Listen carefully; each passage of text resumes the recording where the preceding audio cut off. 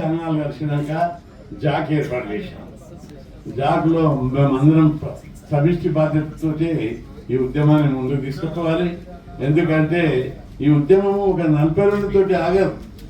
బీసీలకు పార్లమెంట్లో చట్టసభలో రిజర్వేషన్లు పెట్టే వరకు ఈ ఊపిరి ఇట్లే కొనసాగుతారు. కేంద్రంలో ఉన్న ముఖ్య నాయకులు కూడా అనేక సందర్భాల్లో చెప్పారు, చట్టసభలో రిజర్వేషన్లు కావాలని ప్రధానమంత్రి మేము అడిగినప్పుడు మీరు గట్టిగా ఉద్యమాలు చేయండి, తప్పనిసరి ప్రభుత్వం పరిస్థితి అమ్మాయినా అడగందే అన్నం పెట్టదని చెప్పి స్వయాన ప్రధానమంత్రి చెప్పారు. మనం ఈ రాష్ట్రంలో బలమైన ఉద్యమాన్ని నిర్మిస్తే తప్పనిసరి దీని ప్రభావం కేంద్రం మీద పడుతుంది, చట్ట సభలో రిజర్వేషన్లు వస్తాయని చెప్పి మీకు గుర్తు చేస్తున్నారు.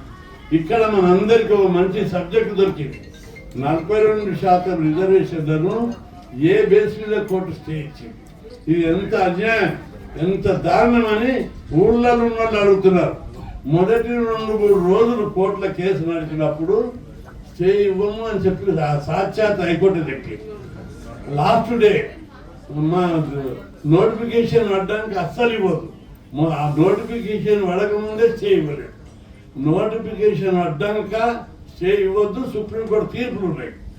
అన్యాయంగా రాజ్యాంగ విరుద్ధంగా సుప్రీంకోర్టు తీర్పులకు విరుద్ధంగా స్టే ఇచ్చారు. ఇంకొక విషయాన్ని గుర్తుపెట్టుకోవాలి, ఈ స్టే ఇచ్చేటప్పుడు ఎవరు వాదనలు విన్నారు? వాళ్ళు గవర్నమెంట్ వాదనలు విన్నారు. ఆ తర్వాత ఈ రిజర్వేషన్ వ్యతిరేక వాదనలు విన్నారు. 30 మంది మనోళ్ళు ఉన్న వాళ్ళందరూ కేసులు వేసారు. 30 మంది కేసులు వేస్తే ఒక్కరిని కూడా వాదన వినిపించుకోలేదు. మన టైము, సమయము, శక్తి మన జాతికి ఉపయోగించడానికి దీనికి ఒక స్వరూపం ఇస్తే బాగుంటుందనే ఉద్దేశంతో అందరు ఏమాయమైనటువంటి నాయకులు, బలమైనటువంటి బీసీ సంఘాలను కలుపుకొని మనం ముందుకు పోయినట్లయితే ప్రభుత్వం షేక్ అవుతుంది, కోర్టులు షేక్ అవుతుంది, వ్యవస్థ భయపడుతుంది, ప్రభుత్వాలు, కేంద్ర రాష్ట్ర ప్రభుత్వాలు భయపడుతుంది. తద్వారా బీసీలకు లాభం అవుతుంది. బీసీలు అంటే ఎవరికి భయం లేకుండా పోయి చాలా రోజులు మీరు సేవ చేస్తున్నారు. అయితే మీ సేవలకు ప్రతి కుల సంఘానికి సంఖ్య బలాన్ని బట్టి అన్ని సంఘాలకు కూడా వారికి తగ్గట్టుగా ప్రాధాన్యత తీసుకుంటూ పదవి ఇవ్వడం జరుగుతుంది. 18 నాడు మనం అందరితో మాట్లాడి బంద్ పిలిపించాము. కాబట్టి బంద్, జస్టిస్ ఫర్ బంద్, న్యాయం కోసం బంద్ జరపడం 18, 10, 25 శనివారం నాడు పెద్ద ఎత్తున బంద్ ఇవ్వడం జరిగింది. ఈలోగా కరపత్రాలు, వాల్ పోస్టర్లు విస్తృతమైన ప్రచారం చేసి పబ్లిక్ జరిగిన అన్యాయం, జీవో యొక్క బలం, ఇంత బలమైన జీవో ఉంటే ఎట్లా కొట్టేస్తారు? ఒకటి కోర్టు అర్థాంతరంగా ఏ విధంగా అన్యాయంగా స్టే ఇస్తుంది, ఇది ప్రజల్లోకి తీసుకుపోవాల్సిన అవసరం ఉంది. ప్రజల్లో ఇది అన్యాయాన్ని 76 ఏళ్ళు మనం భరించినాం. 76 ఏళ్ళ నుంచి బీసీలకు అన్యాయం జరుగుతుంది, అన్ని రంగాల్లో అన్యాయం జరుగుతుంది. ఇప్పుడు జరిగిన అన్యాయంతో పాటు అవమానం, నోటికాడి అన్న ముద్ద లాక్కున్నారు. జీవో వచ్చి అమలు చేస్తుంటే నామినేషన్లు వేస్తుంటే పొద్దున నామినేషన్లు ఇచ్చిన సాయంత్రం స్టే ఇచ్చారు. ఆ స్టే కూడా ఇవ్వవలసింది లేదు, అయినా ఇచ్చారు. ఇట్లా అడుగున మనకు అన్యాయం జరిగింది. కాబట్టి దీని మీద మనం అందరం తిరుగుబాటు చేయాల్సిన అవసరం వచ్చింది.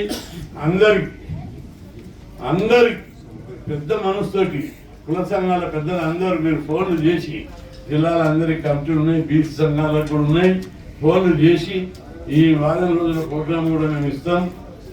రౌండ్ టేబుల్ కాన్ఫరెన్సులు, ప్రెస్ కాన్ఫరెన్సులు, ర్యాలీలు, అఖిలపక్ష సమావేశాలు జరిపి ఈ పార్టీలను కూడా పార్టీలతో రోజు మీటింగ్ పెట్టుకోవాలి. జిల్లా కమిటీ, ఉస్మానియా యూనివర్సిటీలో కూడా మంచి దమ్మున్నటువంటి నాయకులు ఉన్నారు, వచ్చారు. ఇప్పుడు వాళ్ళతో కూడా యూనివర్సిటీ జేఏసీలు, అన్ని జేఏసీలు ఏర్పాటు చేసి తెలంగాణ మూమెంట్ లో ఏ విధంగా ఉందో అంతకంటే బలమైంది. ప్రాంతీయవాదం కంటే కులవాదం బలమైనటువంటిది. ప్రాంతీయవాదం ఉద్యమ రూపం సంతరించుకోవడానికి 15 ఏళ్ళు వచ్చింది. కులవాదం ఉద్యమ రూపం బలంగా రావడానికి చాలా తక్కువ పీరియడ్లా పికప్ అవుతుంది.